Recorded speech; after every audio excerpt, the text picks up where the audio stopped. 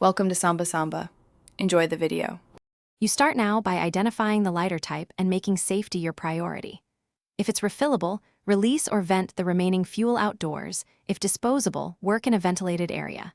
Next, shake the lighter gently to expel standing water and pat the exterior with a lint-free cloth, removing droplets.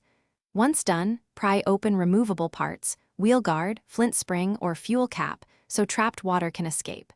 Make sure to avoid heat sources at this stage. Rapid heating can distort plastics or ignite residual fuel.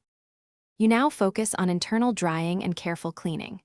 Use short bursts of compressed air or a plastic syringe to push water from the flint area, wheel housing, and valve. Do not insert metal. Then place the lighter in a sealed container with a silica packet or 1 cup of dry rice to absorb moisture. Leave for 12 to 24 hours. Once elapsed, check the flint, wheel, and valve for grit. Blow again gently. If components are removable, inspect and reinstall only after completely dry. You finish by refilling and testing, but proceed cautiously. Refill with the correct fuel, use high-purity butane for torch and standard refillables, then wait a few minutes for vapor equilibrium.